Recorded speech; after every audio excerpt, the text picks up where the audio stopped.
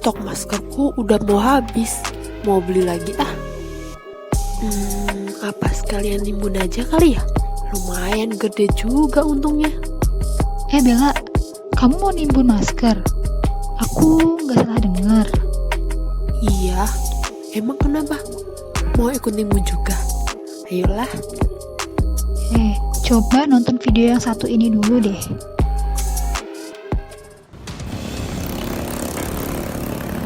Di tengah merebaknya virus corona, sejumlah rumah sakit justru mengeluhkan kurangnya stok masker dan alat pelindung diri atau APD. Salah satunya Rumah Sakit Dr. Muhammad Jamil Padang. Manajemen mengaku saat ini stok hanya mencukupi untuk kebutuhan selama 3 hari. Padahal rumah sakit pemerintah yang masuk sebagai rumah sakit rujukan pasien COVID-19 ini memiliki 11 orang pasien dalam pengawasan yang semuanya berada di ruang isolasi.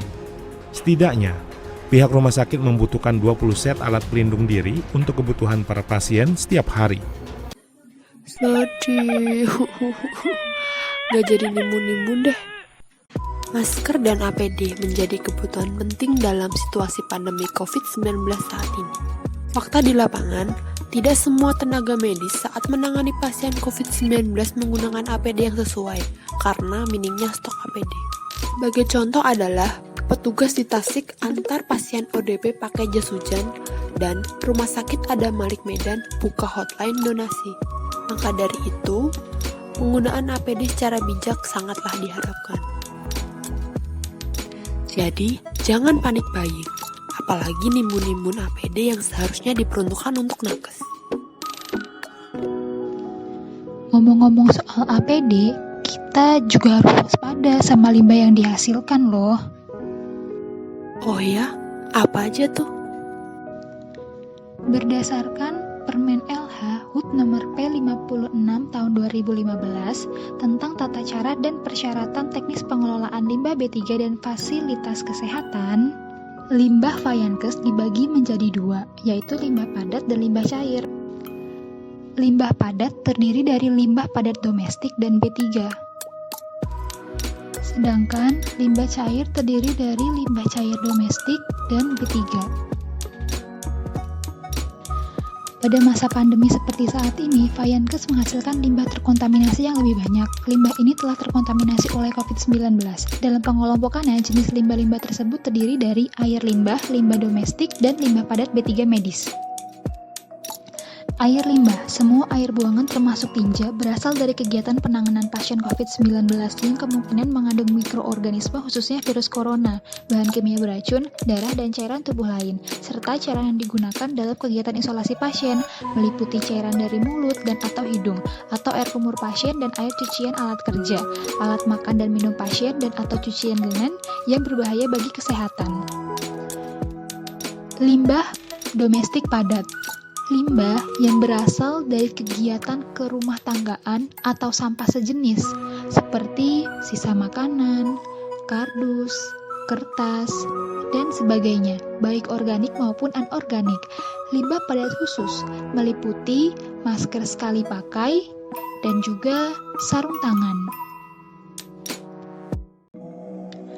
Limbah B3 padat, barang atau bahan sisa hasil kegiatan yang tidak digunakan kembali yang berpotensi terkontaminasi oleh zat yang bersifat infeksius atau kontak dengan pasien dan atau petugas di Vayankes yang menangani pasien COVID-19, meliputi masker bekas, sarung tangan bekas, perban bekas, tisu bekas, plastik bekas, minuman dan makanan, kertas bekas makanan dan minuman, alat suntik bekas, set infus bekas, alat pelindung diri bekas, sisa makanan pasien, dan lain-lain. Nah, dari penjelasan tersebut, alat pelindung diri atau APD ternyata mendominasi limbah B3 padat. Karenanya, baik Vayankes ataupun pemerintah harus membuat skema pengelolaan limbah B3 dengan sebaik-baiknya. Karena jika tidak, maka akan terjadi penumpukan limbah di negara kita.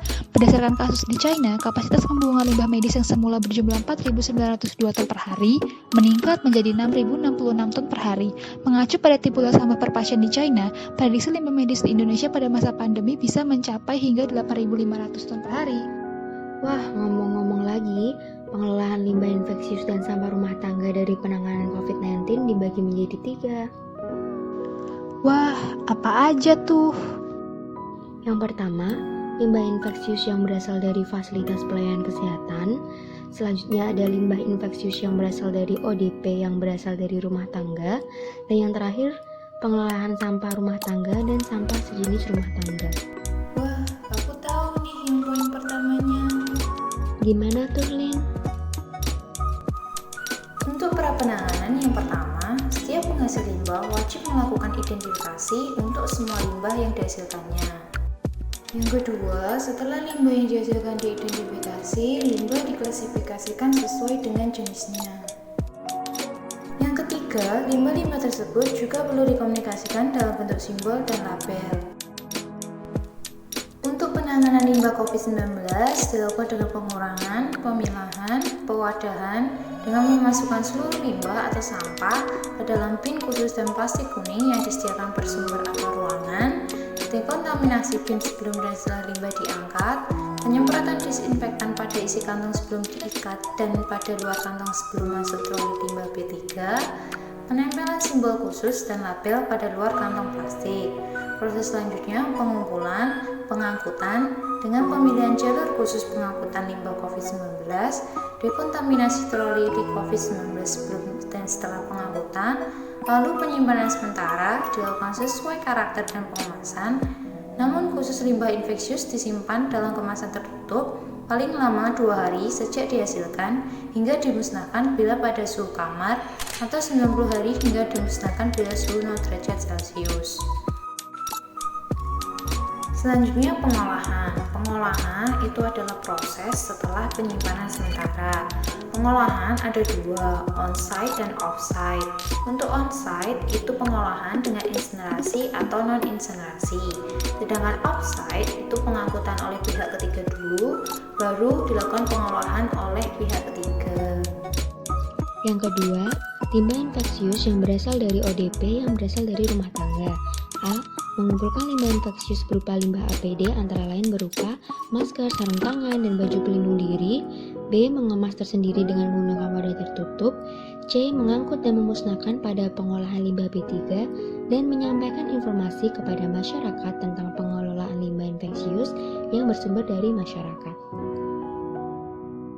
Yang ketiga, pengelolaan sampah rumah tangga dan sampah sejenis rumah tangga, yaitu seluruh petugas kebersihan atau pengangkut sampah wajib dilengkapi dengan APD khususnya masker, sarung tangan, dan safety source yang setiap hari harus disuci hamakan.